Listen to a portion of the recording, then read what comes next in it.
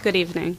I am here representing the capstone for the integrated redesign of municipal shop and roadwork facilities in Butte, Montana. Butte, Silver Bow County, BSB is what I'll be referring to it as.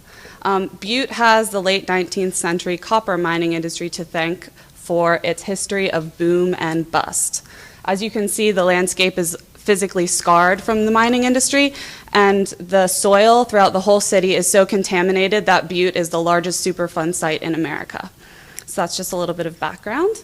I'll go through the project goals and objectives, a little bit about our client, followed by the approach and tools that we used to respond to the objectives of the project, and then finally our recommendations and next steps.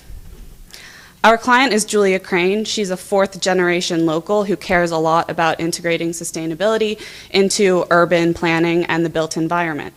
She knows one thing, and that is that the city asphalt plant and the county shops, which are where all of the equipment is stored overnight, and all of the bulldozers and everything sit, must be moved. They currently sit on the old Silver Bow Creek bed, and that creek must be remediated.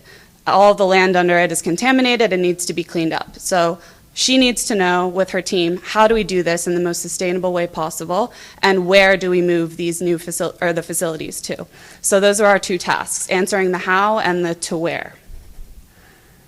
To answer the how aspect, we created a living workbook. I'll go through each section of the workbook along with a few examples of how we responded to the how and the best practice approaches that we identified. So with regards to design of both the asphalt facility and the municipal shops, we looked at things like geothermal heating, wind energy to reduce electricity demand and environmental impacts associated with fossil fuel burning, and building for demolition.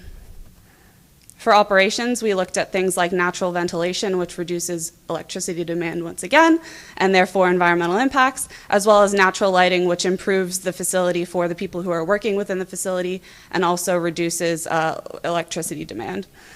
And then things like water management. So water is really important to Butte. All of the water in the city is contaminated due to the Superfund status. So implementing on-site water recycling techniques could really benefit them. With regards to roadway maintenance, so both of the facilities are kind of indirectly linked to roadway maintenance. They both help the county service all of the roads. So using natural de-icers as opposed to salt really improves the environmental performance of these facilities. As you can imagine, putting salt down on roads in the wintertime has a lot of negative ecosystem implications with regards to runoff into the local waterways. So utilizing one of the 10 alternatives that we've identified could greatly reduce the environmental impact of roadway management and also reduce the need to repave roads because they're not as harsh on the roadways. Also, we looked at warm mix. So when asphalt is produced, we're all asphalt pros now, which is kind of cool. When asphalt is produced, you can use obviously a myriad of techniques. So we've helped BSB identify the least impactful technique that will work in their climate, which is warm mix. And finally, looking at end use of asphalt. There are numerous maintenance techniques with regards to roadways. You can rip them out, you can do localized patchwork. So we've identified different options here and the environmental performance of each so that they can make an informed decision and compare the different options. Finally, looking at stakeholders, so this is really bringing it full circle. I've discussed in the previous sections environmental implications, and we also did a little bit of economic analysis to see how financially these trade-offs would perform. But bringing it to the people, which is another facet of sustainability, we conducted a stakeholder analysis for which we've delivered a matrix, and all relevant stakeholders that we've identified were plotted along an influence power axes, and those who fall in the top right corner are not the most important, but are ones that the client should prioritize the most to begin with when having limited resources to be interacting with stakeholders. So for each site that I'll go on to discuss in a minute, we've created this stakeholder matrix. So the client now has a workbook which identifies all of the sustainability pros and cons with regards to operations and maintenance, and some stakeholder insight. So that's the how, the workbook.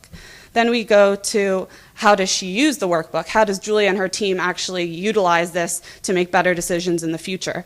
So with regards to contracting and RFPs, Julia and her team can use this to increase the comprehensiveness of their documents and also point to case studies that we have identified. So when she's working with a contractor, she can be like, I know that we can do this because I have a case study of how it was done really well in another city, and I know that it'll save with regards to money and environmental impact, so let's do this.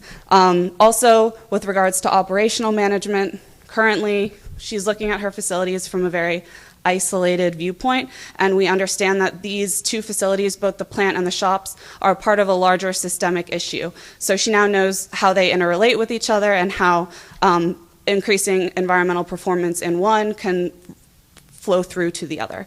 And finally, filling data gaps. Before this project began, before the workbook was collated, she really had no insight into what she did and didn't know. So she's now able with her team to identify data gaps and continue to fill them in the future, which is why we call it a living workbook, because we hope that she will continue to update it as projects carry forward. So now we look at the where. So she knows how she wants to operate these facilities. We've given her a list of best practices and areas for improvement, but now where does she put them and how does she make a decision about this in the most sustainable way possible? For this, we created a site selection rubric, which considers a number of criteria for each possible site and ranks them on a scale of 1 to 3 per criteria, 1 being the best and 3 being the worst. Of course, as you can see here, they range across environmental, social, and economic characteristics.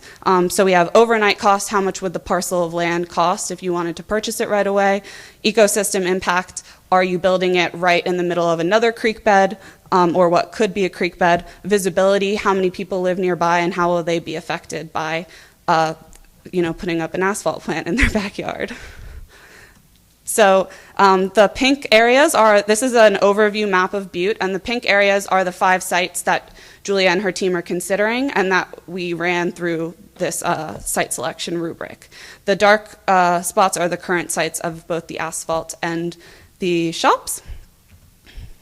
So after we created the rubric and we came up with these criteria, we ran each site through, as I just mentioned, and these are the results from in a simplified version of how each site performs. So the site that looks like it's the best performer here is the site adjacent to the power plant. And I won't go into the detail of what all these are, but they're all parcels of land that are pretty much readily available right now that the municipality is able to purchase. So they're all feasible for that reason. And the site next to the power plant looks like it is a great performer. But of course, this rubric and these criteria, it's not a world of absolutes. It's a world of trade-offs. So if we really drill down into the performance of each site across all of the criteria that we've identified, sustainability really shines through because we see how all of these criteria play against each other and how each site could perform amazingly against one criteria and not so great against another. So this is just a quick visual of how it looks. And here again we see this power plant site.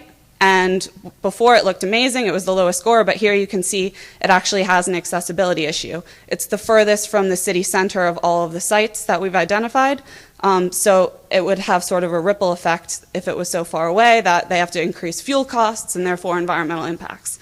So the takeaway from this is really that Julia now has this rubric to use where she can identify hot spots across each site instead of saying A, B, and C are the best and we're going to go ahead with those right away.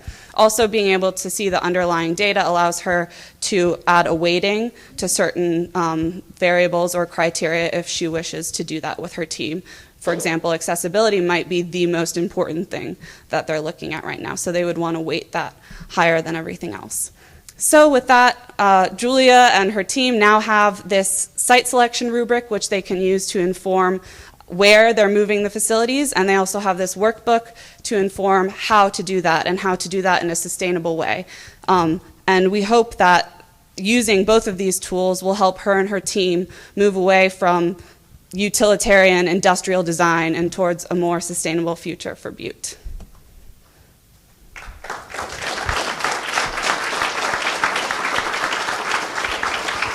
Any questions? Any questions for Dana?